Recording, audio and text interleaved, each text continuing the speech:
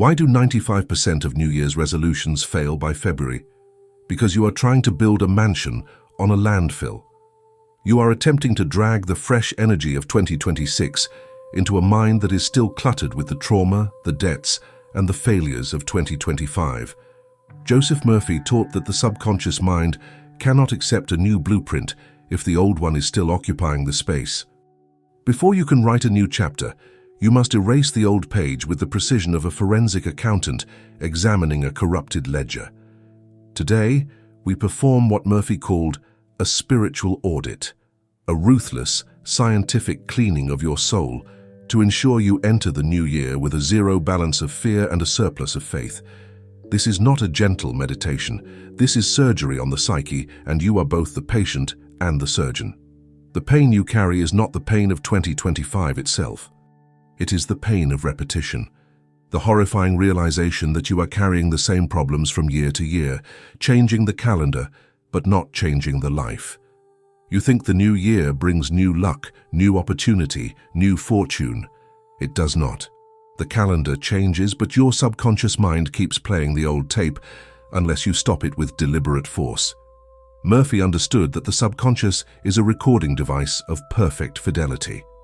Every resentment you held in March, every regret you nursed in July, every moment of self-condemnation in October, these are not memories. They are active programs running in the background of your mind, consuming the energy that should be building your future. Consider the man who enters 2026 with the belief that he is a failure because he lost money in 2025.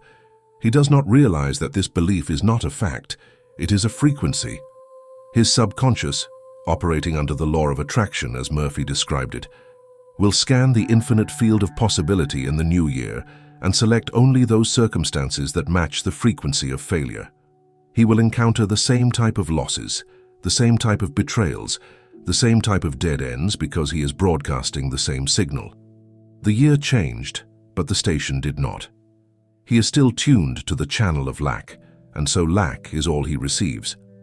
Murphy promises you something radical. If you clear the mental slate now, in these final days of December, you stop paying interest on past mistakes. You sever the energetic cord that ties you to the failures of this year.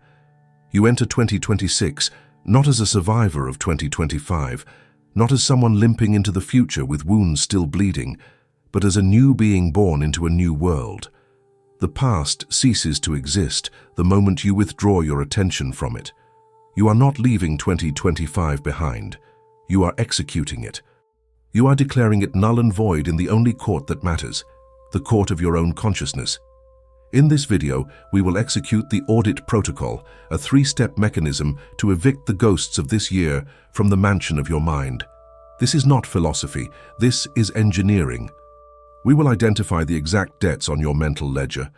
We will apply the law of forgiveness to dissolve them, and we will seal the books with a command that makes it impossible for the old year to follow you into the new. Murphy taught that the subconscious mind takes orders, and today you will give it the most important order of your life. Release. Let go. Clear the slate. The protocol is simple, but it demands honesty. You cannot lie to your subconscious. It knows every shadow you are hiding, but be warned, there is a specific type of nostalgia that acts as a hook, a trap that will drag you back into the dead year even after you think you have escaped. If you look back at a past failure with emotion, even to analyze it, even to extract a lesson, you re-anchor it for 2026. You pull it forward in time. I will teach you in part 4 how to take the lesson without touching the poison, how to sever the cord permanently so that the past becomes truly past. This is the secret that separates those who transform from those who merely survive. Those who survive carry the year on their backs. Those who transform leave it in a grave and walk away free. Right now, I need you to make a declaration. If you are ready to enter 2026 as a new being, if you are ready to perform this audit with ruthless precision, type in the comments, "My slate is clean."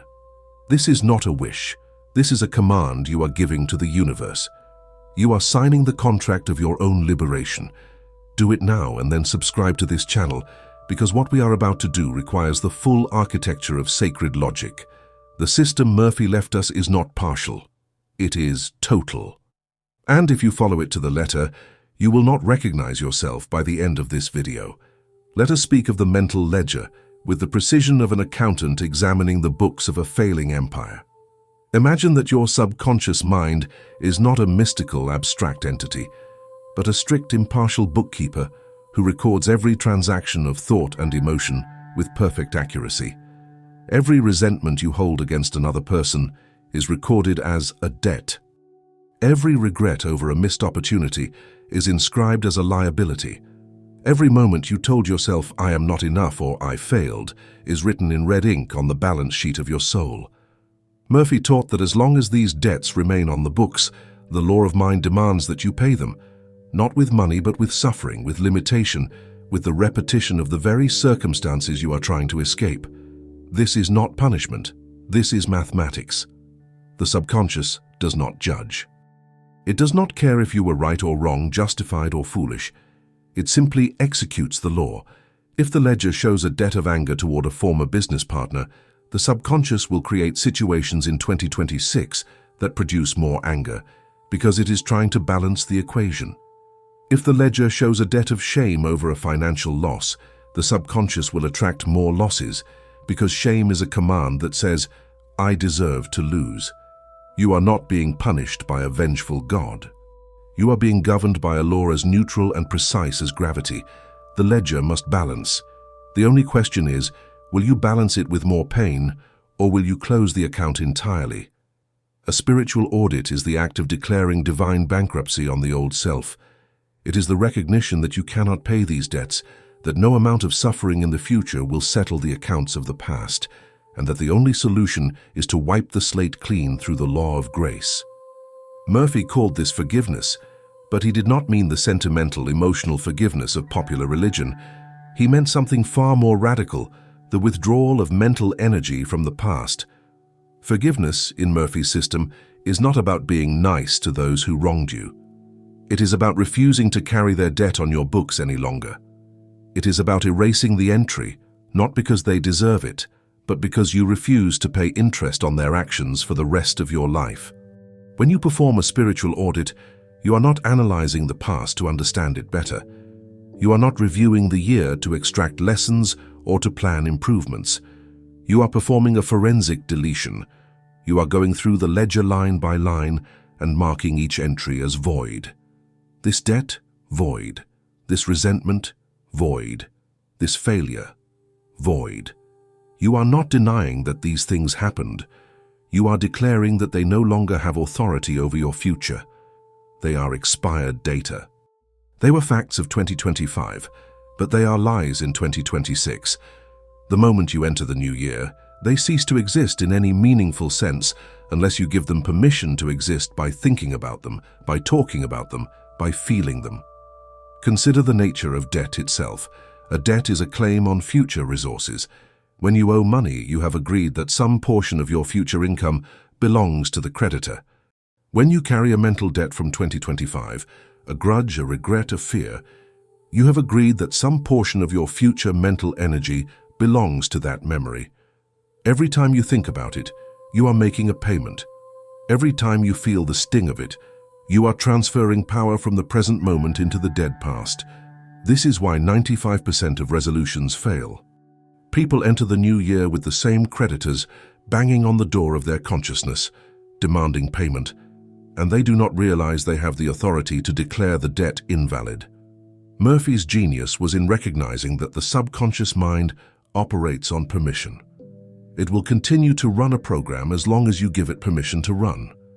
If you say, "I am angry at my ex-spouse," you are giving permission for the anger program to continue. If you say, "I failed in my business last year," you are giving permission for the failure program to continue. The subconscious does not ask if these programs serve you. It does not care if they are destroying your life. It simply executes the commands you give it. The audit is the moment you revoke permission. You say to the subconscious, "I no longer authorize this program. I am closing this account. I am erasing this entry. It has no claim on my future." The mechanism of the audit is simple but absolute. You must look at every significant negative event of 2025, every loss, every betrayal, every failure, and ask yourself, do I want to carry this into 2026? Not, do I need to understand it? Not, do I need to learn from it? But simply, do I want to carry it? If the answer is no, then you must perform the mental action of release. You must see the event, acknowledge that it happened, and then watch it dissolve into the nothingness from which it came. Murphy taught that everything in the material world is a temporary formation of mind. The business that failed was a thought that took form. The relationship that ended was a pattern that dissolved. These things are not permanent. They are not real in the ultimate sense. They are shadows, and shadows disappear when you turn on the light. The law of grace that Murphy spoke of is the recognition that you are not bound by the past. You are not a victim of history. You are a creative center of consciousness, and at any moment, you can choose to create something new. Grace is not a gift from an external God. It is the power of your own mind to start fresh, to declare a new beginning, to say, from this moment forward, I am a different person living in a different world. The audit is the practical application of grace. It is the moment you stop paying the debts of the old self and step into the freedom of the new self. The calendar gives you a perfect excuse to do this. Use it. When you clear the mental ledger, you are not just removing negative thoughts. You are creating a vacuum. You are opening space. And Murphy was very clear about what happens when you create a vacuum in consciousness. The universe rushes in to fill it. If you remove the debris of 2025, the infinite intelligence that governs all things will pour into that space the opportunities, the relationships, the resources that match your new frequency. But it cannot do this if the space is occupied. You cannot receive the wealth of 2026 if your mind is still managing the poverty of 2025. You cannot attract new love if your heart is still haunted by old betrayal. The law is exact. Clear the space, and the space will be filled. Fail to clear it, and you will enter the new year carrying the same weight, wondering why nothing changes. The analogy Murphy often used was the garden. You cannot plant a new crop in soil that is choked with weeds. You must pull the weeds first. But here is the crucial insight. You do not need to understand why the weeds grew. You do not need to analyze the soil or trace the history of each weed back to its seed. You simply need to pull them out and burn them. The past does not need to be understood. It needs to be released. This is the difference between therapy and transformation. Therapy asks, why did this happen? Transformation asks, am I willing to let this go? Murphy was not a therapist. He was an engineer of consciousness. He taught you how to operate the controls, not how to sympathize with the machine. As you prepare to execute the audit, understand that this is not a one-time event. It is a skill. It is a discipline. Every day your mind will try to pick up old debts and carry them forward. Every day you will be tempted to think about the failure, to replay the argument, to nurse the wound. The audit is the practice of catching yourself in that moment and saying, no, that account is closed. I do not do business with the past. Over time, this becomes automatic. The subconscious learns that it is not allowed to run the old programs. The mental ledger stays clean, and you move through life with a lightness that others find miraculous. They will ask you how you let go so easily. You will tell them, I do not let go, I refuse to pick up. The final point on the central concept is this. The audit is an act of self-respect. It is a declaration that your mental energy is valuable, that your consciousness is sacred, and that you will not allow it to be colonized by the ghosts of a dead year. When you perform the audit, you are saying to the universe, I am worth more than this. I am worth a clean slate. I am worth a fresh start. And the universe, which operates on the law of correspondence, will respond by giving you exactly what you believe you are worth. If you believe you must carry the burdens of 2025, you will carry them. If you believe you can walk free, you will walk free. The choice is yours, and the choice is now. Murphy taught that the present moment is the only point of power. The past is dead. The future is unborn. Only now exists, and only now can you act. Therefore, the audit is not something you do on December 31st at midnight. It is something you do right now as you watch this video, as you feel the weight of the old year pressing on your shoulders. Right now, you can make the decision to drop it, Right now, you can close the mental ledger and walk away. The year is ending, yes, but it does not end on a calendar. It ends in your mind the moment you say it ends. Declare it now. The year is over. The debts are cancelled. I am free. And feel the truth of it settle into your bones like a law of nature. Because that is exactly what it is. This is the foundation of the audit. The mental ledger is real. The debts are real. But they are only as real as you allow them to be. You are the accountant. You hold the pen. And right now, in these final days of 2025, you have the authority to write across every page of the old ledger, paid in full by grace. Do it. Do it with the certainty of a scientist stating a law. Do it with the authority of a king issuing a decree. And then watch what happens when you enter 2026 as a being with no debts, no regrets, no hooks pulling you backward into the abyss of memory. You will not recognize the life that unfolds. You will not recognize yourself. And that is exactly the point. Now let us speak of the vacated house, and let us speak with the precision of an architect examining a structure before renovation. You cannot move new furniture into a house that is filled with rotting garbage. This is not a metaphor. This is a statement of spatial logic that applies as much to the mind as it does to a physical dwelling. The universe abhors a vacuum, yes, Murphy taught this, but it also respects occupancy. If your mind is occupied by the memory of a loss in 2025, the wealth of 2026 cannot enter. It knocks on the door of your consciousness, sees that the space is full, and leaves. It does not force its way in. It simply moves on to the next available mind, the next clean slate, the next vacated house where it can set up residence. This is the law of mental occupancy that Murphy understood at a level few of his students ever reached. Your consciousness is not infinite. You cannot hold an unlimited number of thoughts simultaneously. At any given moment, you are focused on a finite set of ideas, memories, and emotions.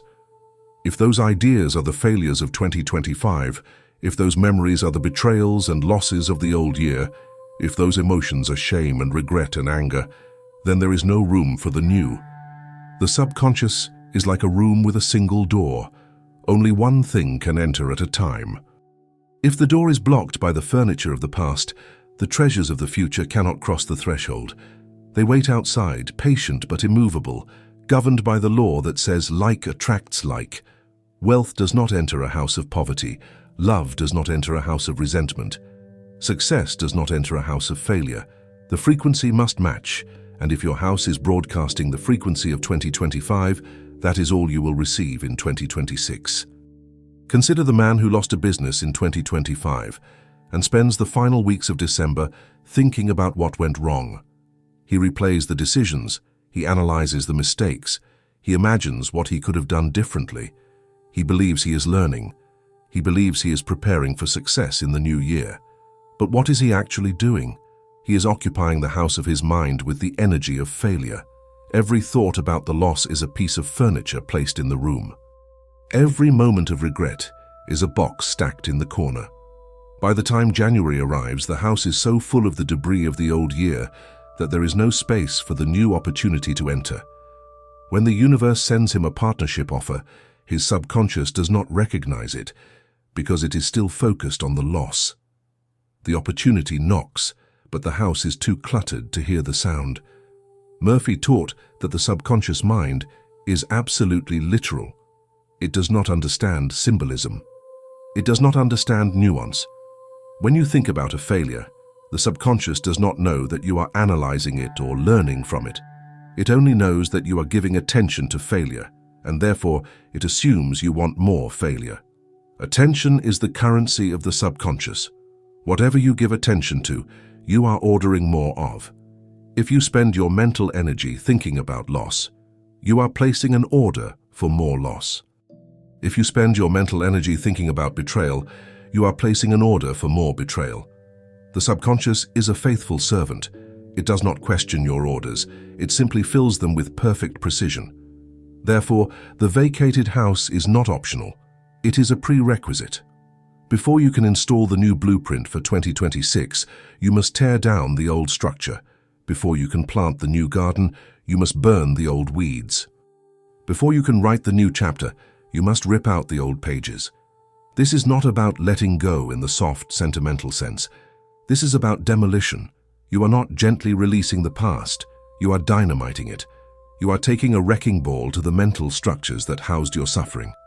And you are doing it with the cold efficiency of an engineer who knows that a faulty foundation will bring down any building, no matter how beautiful the facade. The mechanics of vacating the house are simple but ruthless. You must identify every piece of mental furniture from 2025 that is still occupying space in your consciousness. Every resentment is a chair, every regret is a table, every fear is a cabinet. You must look at each piece and ask, does this serve my vision for 2026? Not, is this justified? Not, do I have a right to feel this way? But simply, does this serve my vision? If the answer is no, you must remove it. You must see it, acknowledge it, and then mentally throw it out the door. You do not need to understand why it was there.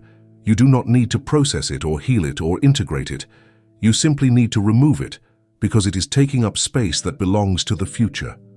Murphy was clear that the universe operates on the principle of fullness.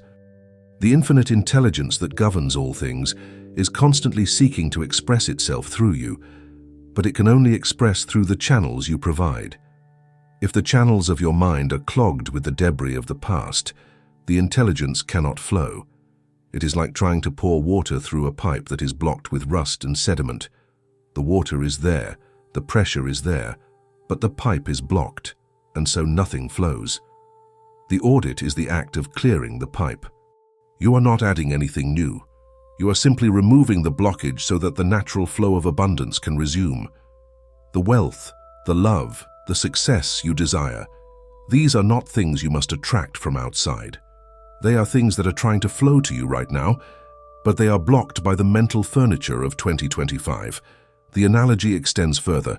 Imagine you are a landlord and your consciousness is a property you are renting out. At the end of 2025, your tenant, the old self, is moving out. But this tenant has left the property in shambles. There is trash everywhere. The walls are stained. The carpets are ruined. You have a new tenant ready to move in on January 1st. The new self, the empowered self, the abundant self. But you cannot hand over the keys until you have cleaned the property. If you allow the new tenant to move into a space that is still filled with the garbage of the old tenant, the new tenant will be contaminated. They will start to take on the energy of the mess. They will start to think and feel like the old tenant. And within weeks you will have the same problems all over again. The only solution is to clean the property completely before the new tenant arrives. This is the spiritual audit. The vacuum that you create by removing the old furniture is not a void. It is a womb. It is the space of infinite potential where anything can be born. Murphy taught that the subconscious is the womb of creation, and like any womb, it must be empty before it can conceive. If the womb is already occupied by an old pregnancy, an old dream that died, an old relationship that ended, an old business that failed, then a new life cannot form. You must abort the old, miscarried dream. You must clear the womb so that the new seed can be planted. This sounds harsh, but it is the only way. The law does not bend to your sentimentality. It operates with the precision of nature, and nature does not allow two crops to grow in the same soil at the same time. As you vacate the house, you will feel resistance. The old furniture does not want to leave. The ego, which identifies with the past, will argue that you need these memories, that they define you, that they protect you. The ego will say, if I forget the betrayal, I will be betrayed again. The ego will say, if I forget the failure, I will fail again. This is a lie. The opposite is true. If you remember the betrayal, you will attract betrayal because you are holding the frequency of betrayal. If you remember the failure, you will attract failure because you are holding the frequency of failure. The past does not protect you. It imprisons you. And the only way to break out of the prison is to stop visiting it in your mind. Murphy would say, the past is a dead man. Do not sleep in a graveyard. Do not build your house on a cemetery. Do not invite ghosts to your table. The memories of 2025 are ghosts, and they will haunt you for as long as you allow them to. The only way to banish a ghost is to withdraw your belief in it. A ghost has no power except the power you give it by believing it is real, by believing it can hurt you, by believing it has authority over your present. The moment you say, "You are nothing, you are a shadow, you are gone," the ghost dissolves. It has no substance, it never did.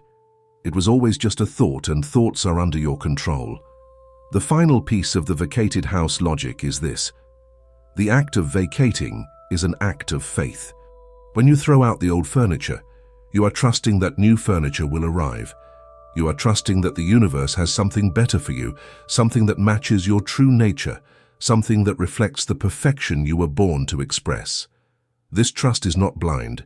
It is based on the law. Murphy taught that the law of mind is as reliable as the law of gravity. If you create the vacuum will be filled. If you clear the space will be occupied. The question is only, will you do it? Will you perform the audit with ruthless honesty and watch the house of your mind become a palace? Or will you cling to the rotting garbage and wonder why your life smells like decay? The choice is before you now. Choose wisely. Choose freedom. Choose the vacated house. The required state for executing the spiritual audit is what Murphy called ruthless honesty. This is not the honesty of confession, where you tearfully admit your sins to an external judge. This is the honesty of the engineer inspecting a bridge for cracks, the honesty of the surgeon examining a tumor, the honesty of the accountant who will not hide a single expense from the audit report. You cannot deceive the subconscious mind. It knows every shadow you are hiding. It has recorded every moment of cowardice, every lie you told yourself, every compromise you made that betrayed your own vision.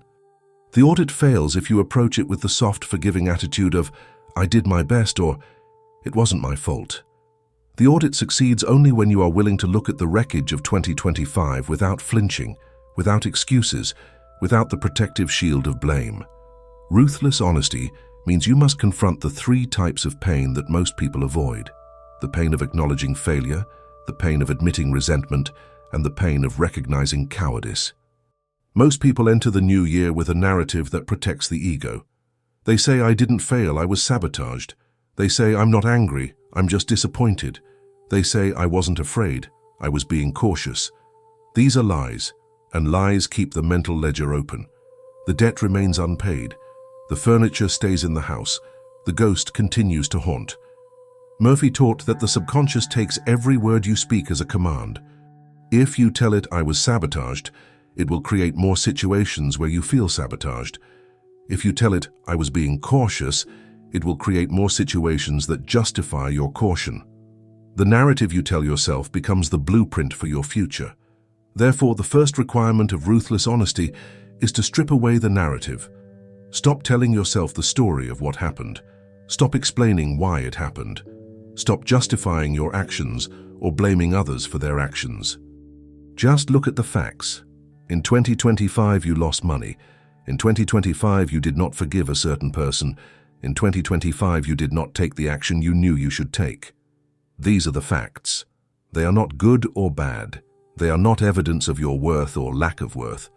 They are simply data points that need to be cleared from the ledger. But you cannot clear them if you are still arguing with them, still defending yourself against them, still trying to rewrite the story so that you come out looking better. The analogy Murphy used was the physician examining a patient. The physician does not care if the patient deserved the disease or if the disease was fair. The physician only cares about diagnosing the condition accurately so that the correct treatment can be applied. In the same way, you must diagnose the condition of your consciousness without judgment. Where is the infection of resentment? Where is the tumor of fear? Where is the broken bone of financial loss? You are not diagnosing to condemn yourself. You are diagnosing to heal yourself. But healing requires accuracy. If you tell the physician, "It doesn't hurt that much," or "I think it's getting better on its own," the physician cannot help you. In the same way, if you tell yourself, "I'm mostly over it," or "It's not a big deal," the subconscious cannot clear it. The program continues to run because you have not acknowledged its presence. Ruthless honesty also means you must examine your motives. Many people carry grudges into the new year, not because they cannot forgive, but because they do not want to forgive. The grudge gives them a sense of moral superiority. It gives them a story to tell. It gives them an identity as the victim. And the victim identity is seductive because it absolves you of responsibility. If you are the victim, then you do not have to change. You do not have to grow. You do not have to examine your own role in the situation. The grudge becomes a shield against self-examination. Murphy would say this is the most dangerous form of debt because it pretends to be an asset. The ego says, I am justified in my anger, and because the anger feels justified, you do not release it. But justified anger is still anger. It still occupies space in the house. It still blocks the flow of abundance. The universe does not care if your anger is justified. It only cares that you are holding the frequency of anger, and therefore you will attract more situations that make you angry. The second requirement of ruthless honesty is to admit when you were the problem. Most people enter the audit looking for external causes. They blame the economy for the financial loss. They blame the other person for the relationship failure. They blame bad luck for the missed opportunity. But Murphy taught that the external world is a mirror. It reflects back to you the contents of your own consciousness. If you experience betrayal, it is because somewhere in your consciousness you hold the belief that people betray. If you experienced loss, it is because somewhere in your consciousness you hold the belief that loss is inevitable. This does not mean you caused the betrayal or the loss in a literal sense. It means you were a vibrational match for it. Your subconscious attracted it because it matched the frequency you were broadcasting. This is the hardest truth to accept, and most people will reject it. They will say, "Are you telling me I wanted to be betrayed?" No, you did not want it consciously. But somewhere in your subconscious, there was a program running that said, "People cannot be trusted," or "I always get the short end of the stick," or "I am not worthy of loyalty." That program sent out a signal, and the universe responded with an experience that matched the signal. This is not blame, this is diagnosis. And the reason you must accept this diagnosis is because it gives you power. If the problem is external, you are helpless. If the problem is internal, you can fix it. The audit is the moment you take back your power by admitting that the chaos of 2025 was not random. It was created by the hidden programs in your subconscious, and now you are going to delete those programs. The third requirement of ruthless honesty is to stop pretending you have already forgiven when you have not. Many people say, "I've forgiven them," while still feeling a sting when they think of the person. This is not forgiveness, this is suppression. Murphy's acid test is simple. If you can think of the person or the event without feeling any emotional charge, no anger, no sadness, no bitterness, then you have forgiven. If there is still a charge, even a small one, then the debt is still on the books. The subconscious does not care if you have intellectually decided to forgive. It only cares about the emotional energy you are holding. If the energy is still there, the program is still running. You must apply the treatment again. You must go deeper. You must find the root of the resentment and pull it out completely, not just trim the leaves. Ruthless honesty requires you to sit in silence and ask yourself the three questions of the audit. First, what financial error or loss from 2025 am I still carrying? Do not generalize. Name the specific event. I lost $10,000 in a failed investment. I was passed over for a promotion. My business revenue dropped by 30%. Be specific. The subconscious works with specifics. Second, what relational debt am I still carrying? Who have I not forgiven? This could be another person, or it could be yourself. I have not forgiven my ex-partner for leaving. I have not forgiven my business partner for betraying me. I have not forgiven myself for the mistake I made in July. Again, be specific. Third, what paralyzing fear or moment of cowardice am I still carrying? When did you not act when you should have acted?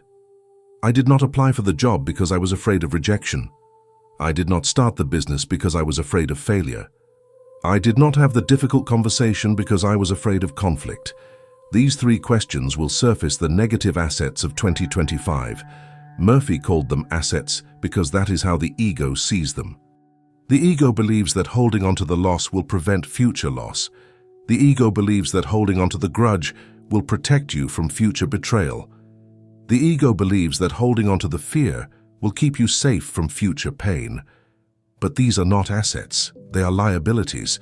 They are debts that you are paying with your future, and the only way to stop paying is to declare them worthless. You must look at each negative asset and say, "This is expired data." It was a fact of 2025, but it is a lie in 2026. I do not carry lies into the new year. I leave them in the graveyard of the old year where they belong. The preparation for the audit is complete when you have written down the 3 negative assets on a piece of paper. Do not type them. Write them by hand. Murphy understood that the act of writing engages the subconscious in a way that typing does not. The physical motion of the hand across the paper imprints the acknowledgement into the deeper layers of mind. You are not writing to remember. You are writing to release. You are externalizing the internal so that you can see it clearly, so that you can confront it without the protective fog of denial. Once the 3 negative assets are written, you are ready for the execution. But you cannot execute what you have not acknowledged. This is why ruthless honesty is not optional. It is the foundation of the entire system. The mental state required for this acknowledgement is calm, detached observation. You are not confessing sins. You are not wallowing in regret. You are performing forensic analysis. You are a scientist examining data. The emotional charge will try to rise as you write. You will feel the anger, the sadness, the shame trying to flood back. Do not suppress it, but do not indulge it either. Observe it. Say to yourself, "This is the emotional residue of an expired program. I acknowledge it, and I will clear it in the next phase." The acknowledgement is not the release. It is the prerequisite for the release. You cannot release what you have not seen, and you cannot see what you are hiding from yourself with the soft language of self-protection.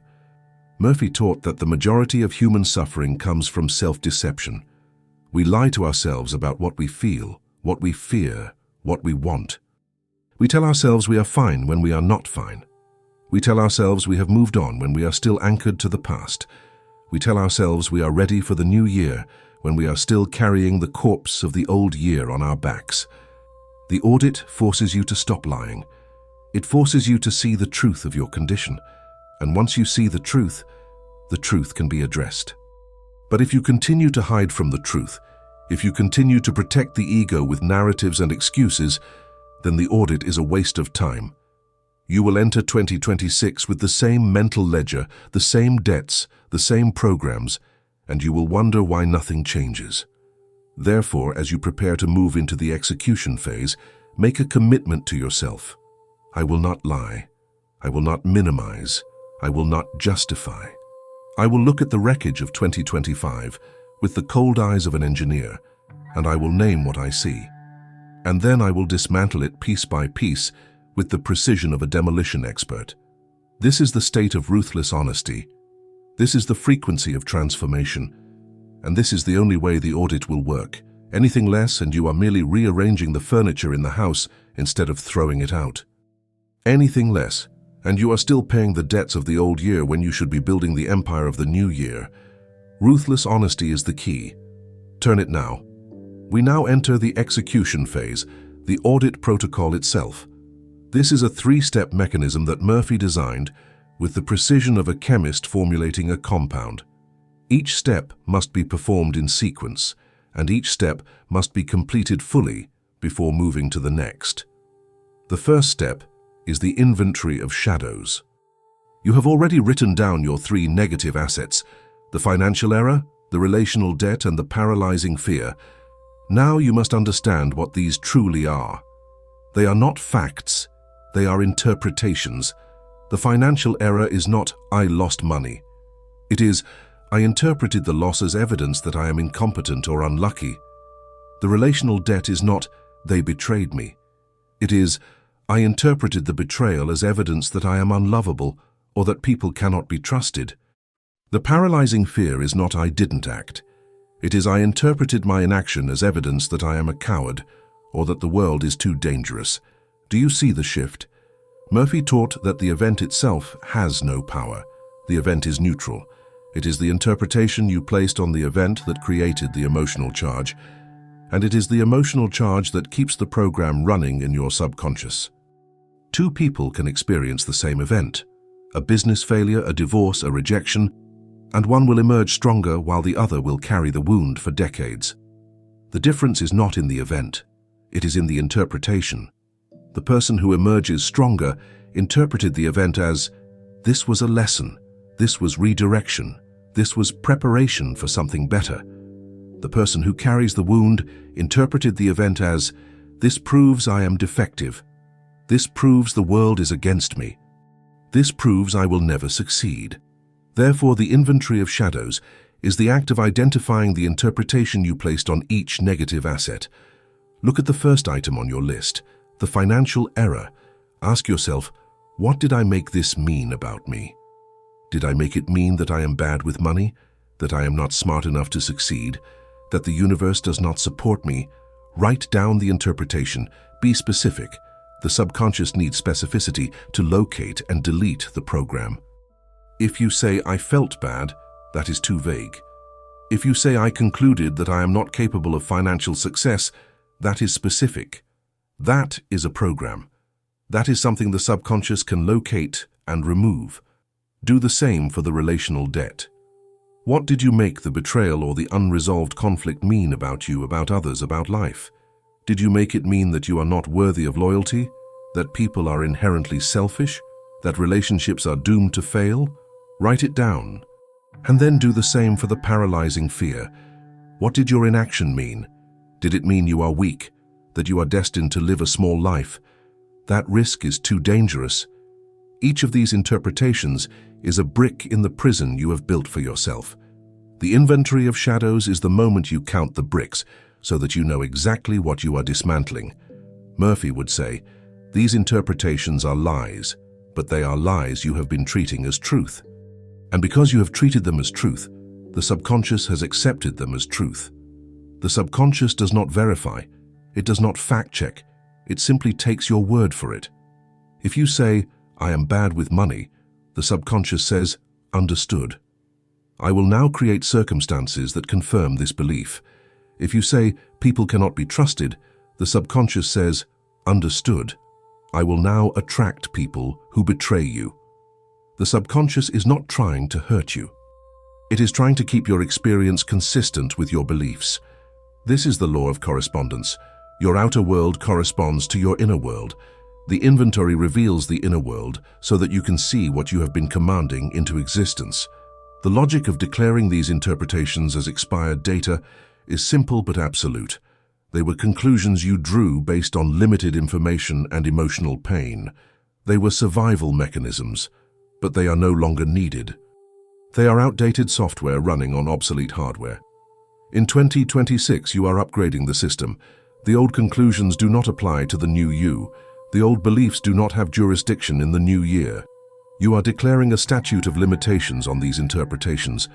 They were valid for a moment in time, the moment the event occurred, but that moment has passed. The event is over. The interpretation can now be revoked.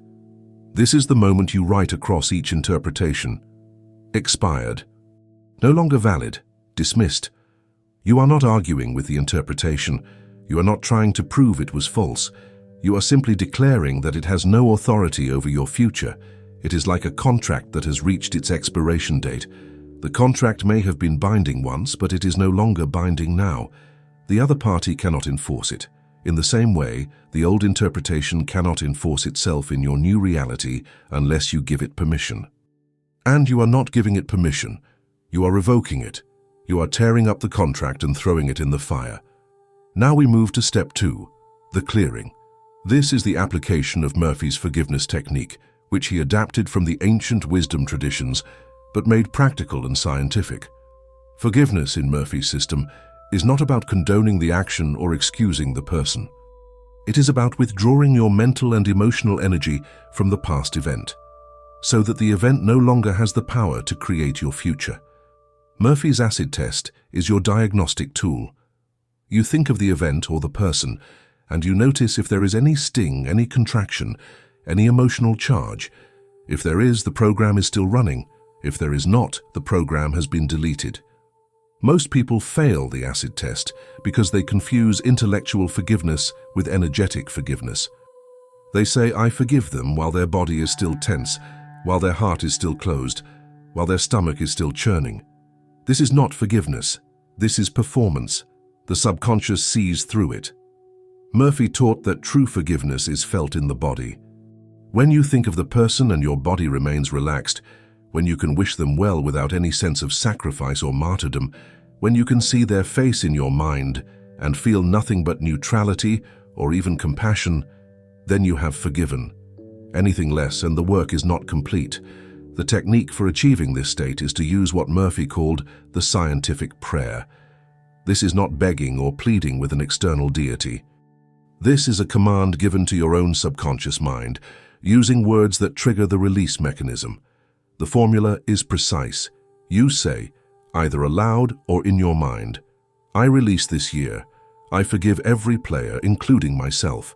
I cut the etheric threads binding me to these events. They are dead branches, I prune them now. You do not say this once and move on. You say it repeatedly, with feeling, with conviction, until you feel a shift. You will know the shift when it happens. It feels like a weight lifting. It feels like chains breaking. It feels like you can breathe fully for the first time in months. As you speak the formula, you must visualize the action. Murphy was clear that the subconscious responds to images more powerfully than to words alone. So as you say, I cut the etheric threads, you must see yourself holding a pair of golden scissors, cutting invisible cords that run from your body to the event or person. As you say they are dead branches, you must see yourself standing in a garden, holding pruning shears cutting away the withered limbs of a tree. The more vivid the image, the more powerful the command. The subconscious is literal. It needs to see what you are describing in order to execute the command. Some people will feel resistance at this stage. The ego will say, but they really did wrong me. If I forgive, I am saying what they did was okay. This is the ego's misunderstanding. Forgiveness is not about them, it is about you. You are not forgiving to make them feel better. You are forgiving to make yourself free. Holding on to the resentment does not punish them. It punishes you. Every day you hold the grudge, you are the one paying the price. You are the one whose mental ledger is in the red. You are the one whose house is occupied by ghosts. The person who wronged you has moved on. They are not thinking about you. They are not suffering. You are suffering. And the only way to stop suffering is to release them, not for their sake, but for yours. Murphy also taught that you must forgive yourself with the same intensity. In fact, self-forgiveness is often harder than forgiving others. We hold ourselves to impossible standards. We replay our mistakes endlessly. We carry shame like a second skin. But the law does not care about your shame. The law does not care that you made a mistake. The law only cares what you are commanding now. If you are commanding, I am a failure, you will receive more failure. If you are commanding, I am forgiven and renewed, you will receive renewal. The past mistake has no power except the power you give it by continuing to think about it, by continuing to punish yourself for it. Therefore, as part of the clearing, you must say to yourself, I forgive myself for every error of judgment I made in 2025. I release myself from the prison of guilt and shame. I was doing the best I could with the understanding I had at the time. I am not that person anymore. I am new, I am clean, I am free. And as you say this, you must feel it. You must allow the forgiveness to penetrate not just your mind, but your body, your heart, your soul. This is not intellectual agreement. This is energetic release. You are giving yourself permission to start over, and that permission is the most powerful gift you can give. The clearing is complete when you can think of all three negative assets: the financial error, the relational debt, the paralyzing fear, and feel nothing but peace, not indifference. Peace. There is a difference. Indifference is suppression. Peace is resolution. Peace is the state where the past is truly past, where it exists only as a fact in history with no emotional charge attached. When you reach this state, the mental ledger for those items is closed. The debt is cancelled. The furniture is removed from the house, and now there is space for the new to enter. We now arrive at step 3, the closing command. This is the seal that locks the audit in place and prevents the old programs from reactivating. Murphy understood that the subconscious needs a definitive ending. It needs to know that a chapter is closed, that a phase is complete, that a command has been executed and is now law. The closing command is a formal declaration, a decree spoken with the authority of a sovereign issuing an edict to their kingdom. This is not a request, this is a command. You are commanding your own subconscious to accept the new reality you are creating. The formula Murphy provided, which we have adapted for this audit, is as follows. I am a new being in a new world of thought. The errors of 2025 are dissolved into the nothingness from which they came. I leave them in the dead year. My mind is a clean slate, bleached white by the light of spirit, ready for the infinite riches of 2026. You say this aloud, if possible. Murphy taught that speaking aloud engages the subconscious more fully than silent thought. The vibration of your voice, the physical act of forming the words, the hearing of the words with your own ears, all of these create a multisensory imprint that the subconscious cannot ignore. As you speak the closing command, you must stand or sit in a posture of power. Do not slouch. Do not mumble. Stand tall, shoulders back, head up, as if you are a king or queen issuing a royal decree. The posture signals to the subconscious that this is serious, that this is law, that this is not negotiable. You are not asking permission to start over. You are declaring that you have started over. The year is closed, the debts are cancelled, the slate is clean. This is done. And because you have declared it done, the subconscious accepts it as done. This is the law of belief. What you believe with feeling becomes your reality. After you speak the closing command, you perform the post technique. You sit in silence for 60 seconds and feel the lightness. The heavy backpack of the year has been dropped. You feel it physically. Your shoulders relax, your chest opens, your breath deepens. You may even feel a tingling sensation, a rush of energy, as if something that was clogged has now been freed. This is not imagination. This is the actual energetic release that occurs when you delete a program from the subconscious. Murphy called it the feeling of the wish fulfilled. You are feeling what it feels like to be free of 2025, and that feeling is the signal to the universe that you are ready to receive the treasures of 2026. But here is the critical instruction: do not pick it up again. In the days following the audit, your mind will try to revert to the old patterns. A memory will surface. A person will be mentioned, a fear will whisper, and you will be tempted to think about it, to analyze it, to engage with it. Do not. The moment the old thought appears, you say to yourself, that belongs to a dead man. I am new. This is your mantra. This is your shield. You are not that person anymore. The person who made the mistake in 2025, the person who held the grudge, the person who was paralyzed by fear, that person is dead. They are buried in the graveyard of the old year. You are a new being, and new beings do not dig up corpses. Murphy taught that the first 72 hours after a major mental shift are the most critical. This is when the subconscious is reprogramming itself, integrating the new commands, deleting the old files.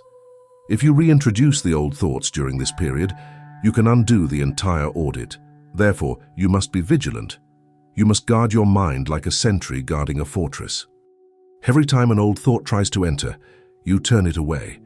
You do not argue with it. You do not explain why it is not welcome. You simply say, no, you are not allowed here. This space is occupied by the new. And you redirect your attention to the vision of 2026, to the blueprint you are building, to the future you are commanding into existence. The execution is now complete. You have performed the inventory of shadows. You have applied the clearing. You have spoken the closing command. You have felt the lightness, and you have committed to not picking up the old baggage again. This is the audit protocol. This is the mechanism by which you leave 2025 in 2025 and enter 2026 as a new being in a new world. The law has been set in motion. The command has been given.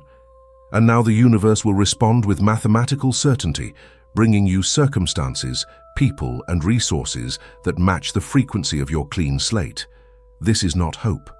This is not faith in the religious sense. This is law, and law does not fail. We must now address the fatal mistakes, the errors that will sabotage the audit, even after you believe you have completed it successfully. The first and most insidious mistake is what Murphy called the nostalgia trap, and it operates with the stealth of a virus that disguises itself as medicine. You believe you are engaging in healthy self-reflection when you are actually reinfecting yourself with the disease you just cured. The nostalgia trap has two primary forms, and both must be understood with precision if you are to avoid them. The first form is the hook, which I promised to reveal in part 1. The hook is the belief that you must continually analyze past failures in order to extract lessons from them.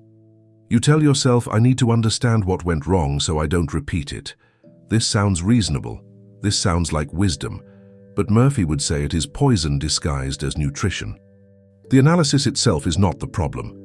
The problem is the emotional re-engagement. Every time you replay the memory of the failure, you are not just thinking about it, you are reliving it. The subconscious does not distinguish between a memory and a current event. When you vividly recall the moment your business collapsed, the moment your partner betrayed you, the moment you froze in fear, your subconscious records it as happening now. And because it is happening now, the subconscious assumes you want more of it. This is why overanalysis is just worry in disguise. You believe you are being strategic, but you are actually reinforcing the very pattern you are trying to escape. Murphy taught that a lesson can be taken in a single sentence, and then the memory must be discarded. If the lesson from the failed business is, I need better financial planning, then take that sentence, write it down as a directive for 2026, and then burn the entire memory of the failure. You do not need to replay the collapse. You do not need to relive the humiliation.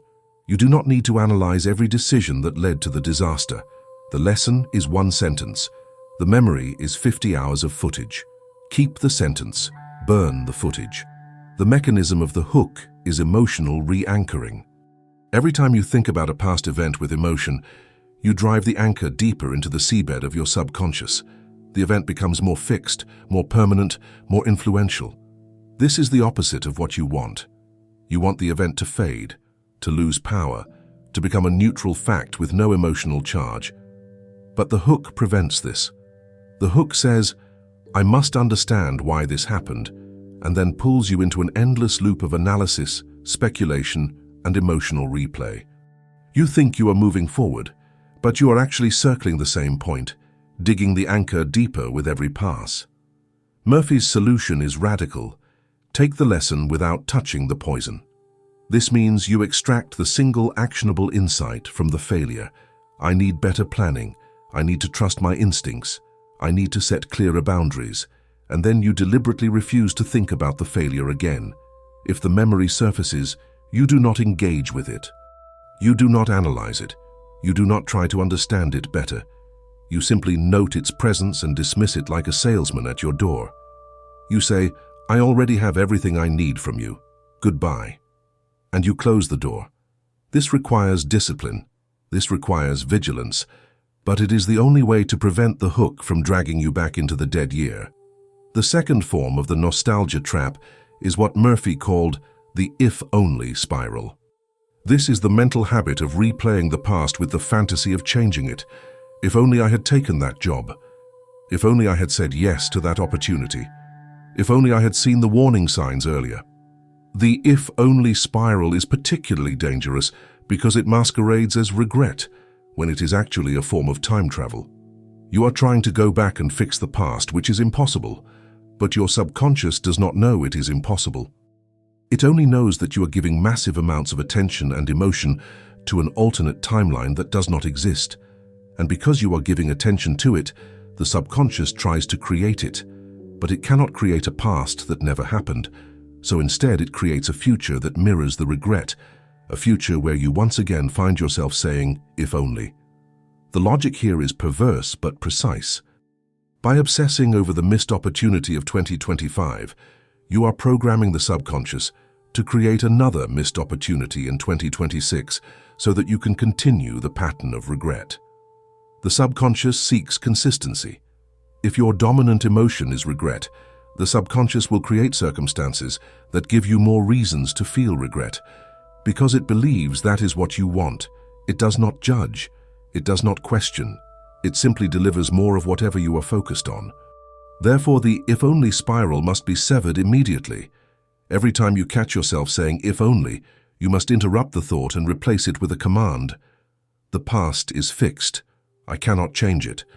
But I can command my future, and I command abundance, clarity, and perfect timing in 2026.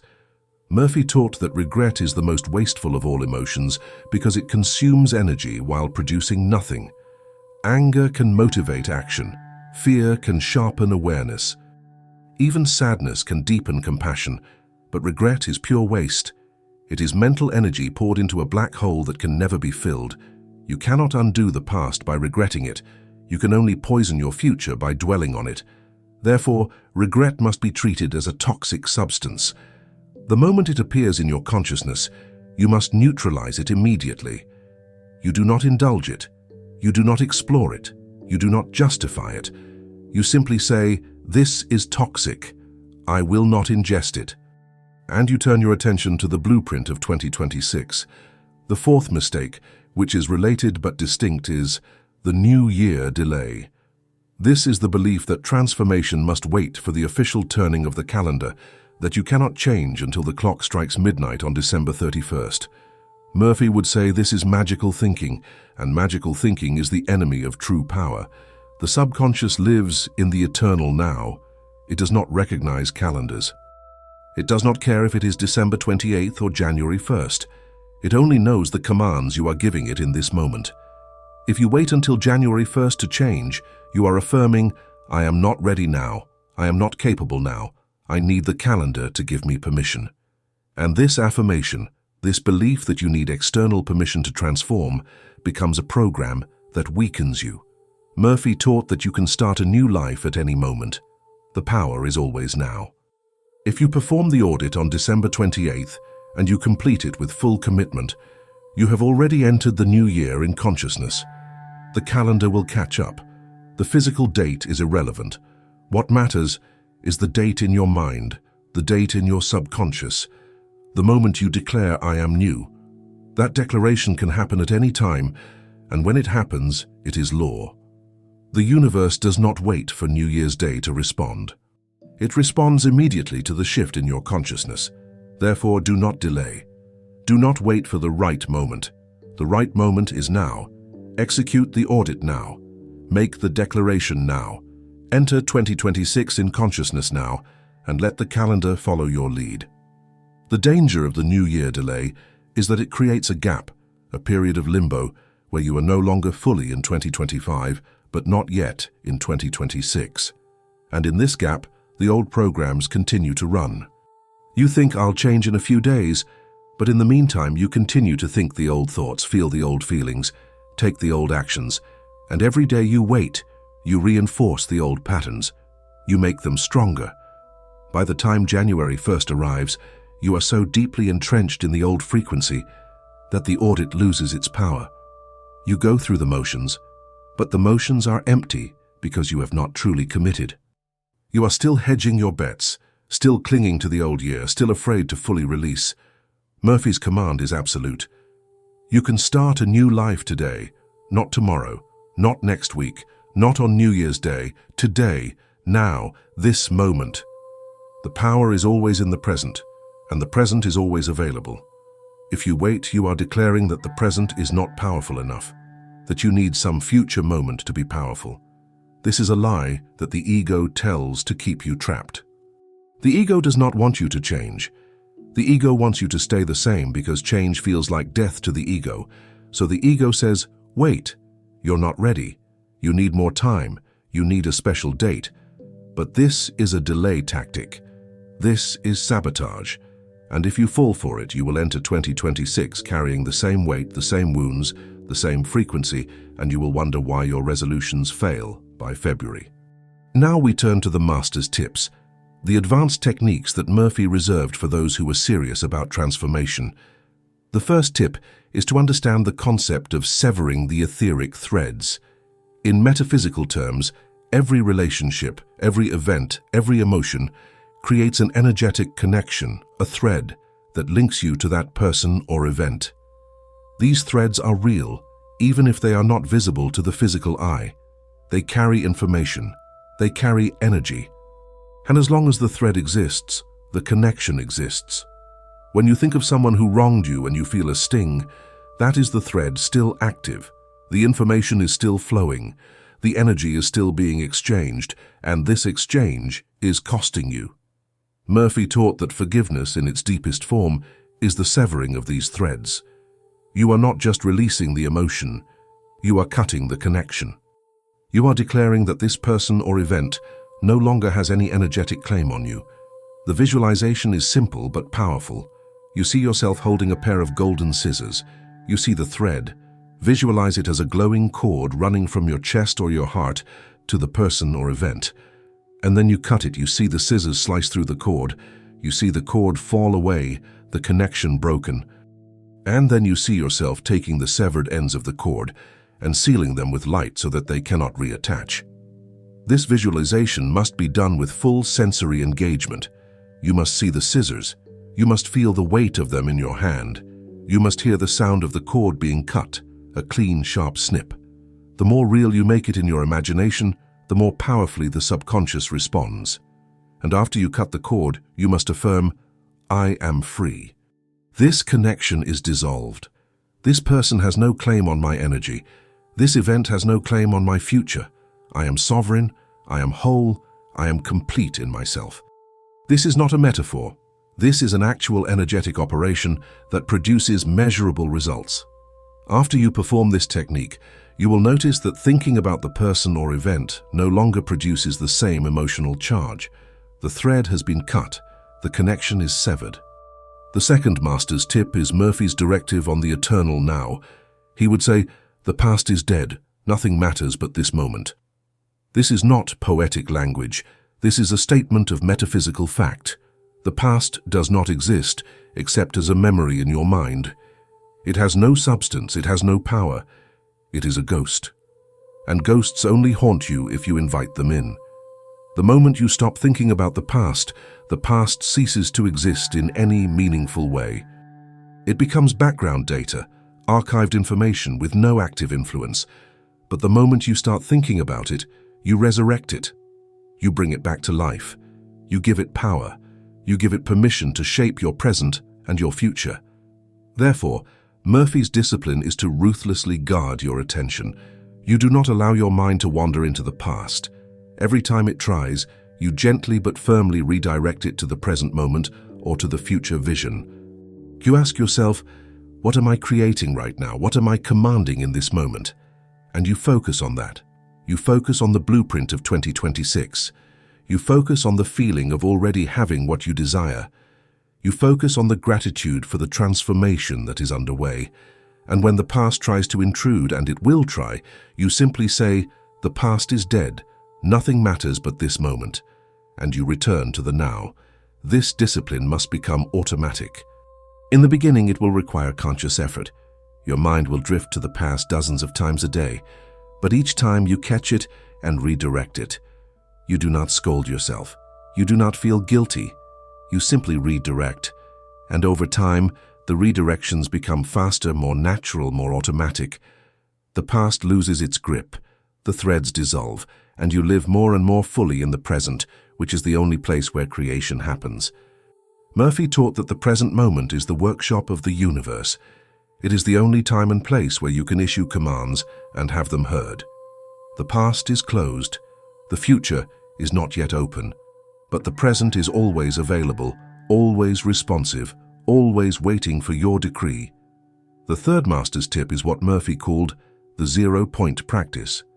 This is the technique of resetting your consciousness to the state of pure potential multiple times throughout the day. You do this by taking 60 seconds to close your eyes, take 3 deep breaths and affirm, "I am starting fresh right now. The last hour is gone. The last day is gone. I am at the 0 point of infinite possibility. What I command now becomes my reality."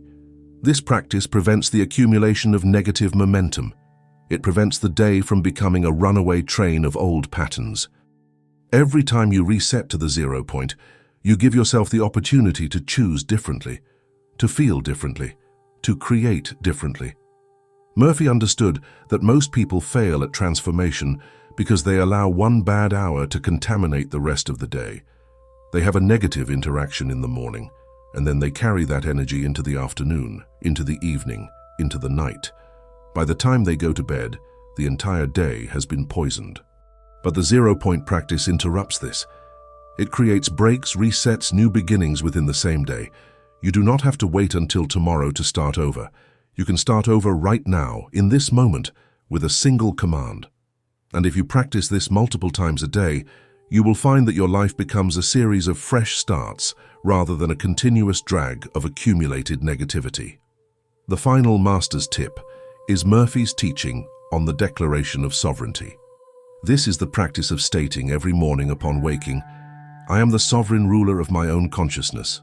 No person, no event, no memory has authority over my mind unless I give it authority. I revoke all permissions that I gave to the past. I revoke all claims that 2025 has on my present. I am free, I am new, I am powerful, and I command this day to reflect my highest vision." This declaration sets the tone for the day. It establishes your authority.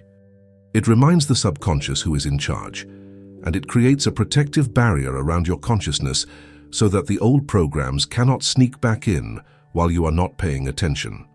Murphy taught that sovereignty is not something you have, it is something you claim. Every day you must claim it, every day you must declare it, because every day the world will try to strip it from you.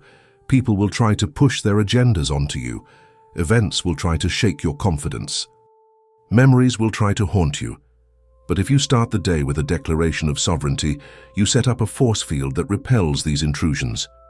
You remind yourself, and you remind the universe, that you are not a victim, not a passenger, not a leaf blown by the wind.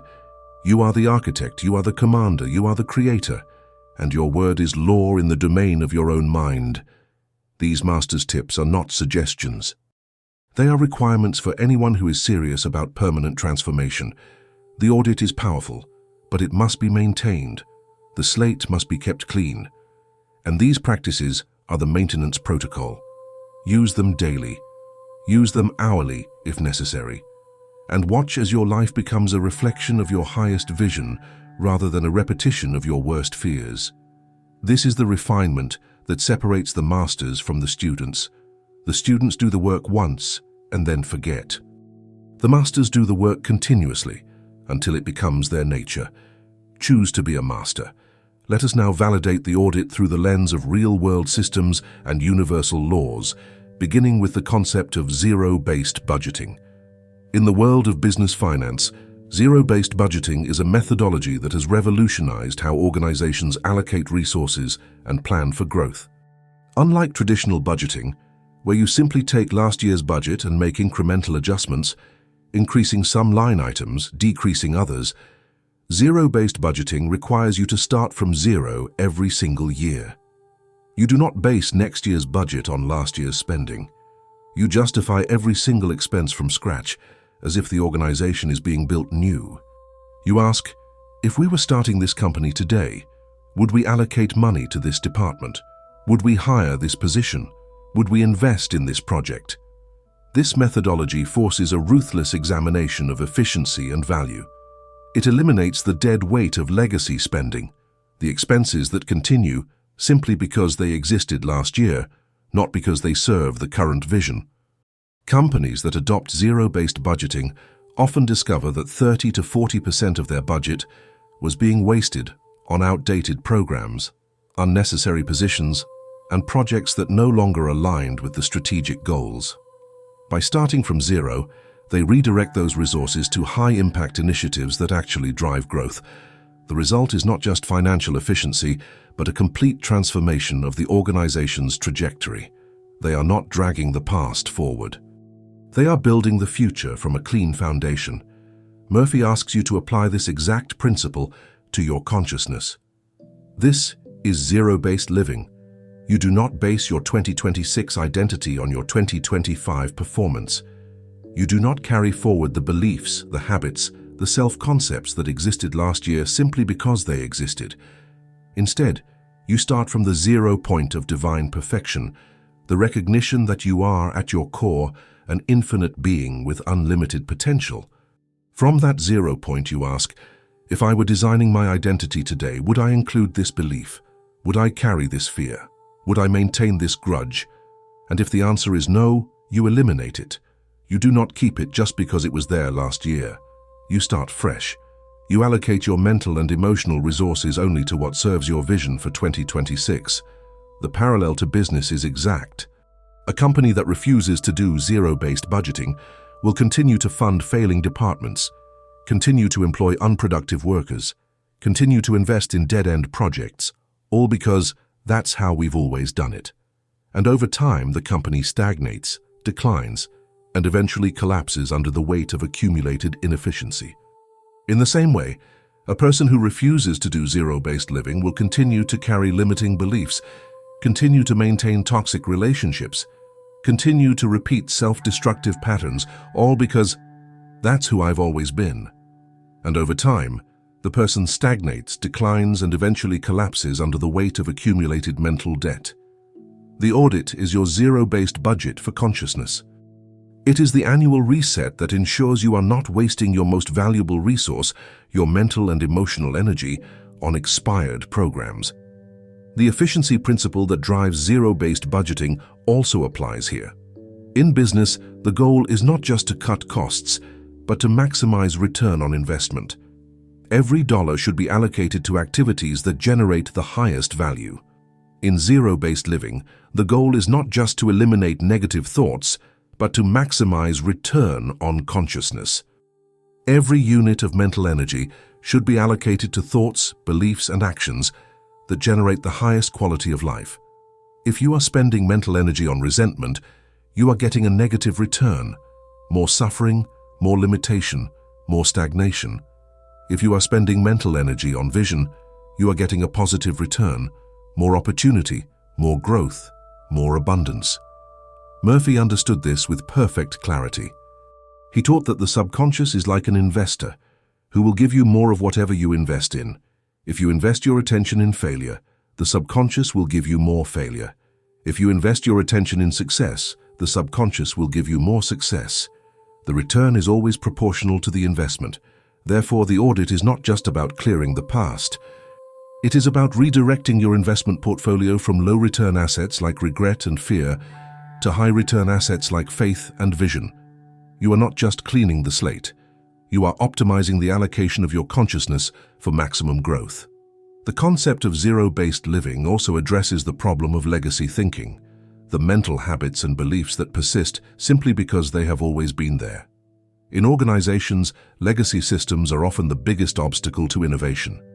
They consume resources, they slow down processes, they prevent the adoption of new technologies, but they persist because no one wants to take on the difficult task of dismantling them. In the same way, legacy beliefs in your consciousness, beliefs like, "I'm not good with money," or "relationships always fail," or "success is for other people," are often the biggest obstacle to your transformation. They consume your mental energy. They slow down your progress. They prevent you from seizing new opportunities. But they persist because no one has taken on the task of dismantling them. The audit is that task. Murphy's genius was in recognizing that most people do not fail because they lack potential. They fail because they carry too much history. They are dragging a trailer full of old beliefs, old wounds, old identities. And the weight of that trailer makes it impossible to move forward at speed. The audit is the moment you unhitch the trailer. You leave it by the side of the road and drive forward unencumbered. And the moment you do, you discover that you have a power, a speed, a momentum that you never knew you possessed. It was always there, but it was being consumed by the effort of dragging the past. Now that the past is gone, the power is fully available for creating the future. The analogy to business extends even further. In zero-based budgeting, one of the key questions is, if we were building this company from scratch today, would we build it this way? This question forces a fundamental rethinking of structure, strategy, and culture. It challenges assumptions. It breaks mental models. It opens the door to radical innovation. Murphy's audit asks you the same question.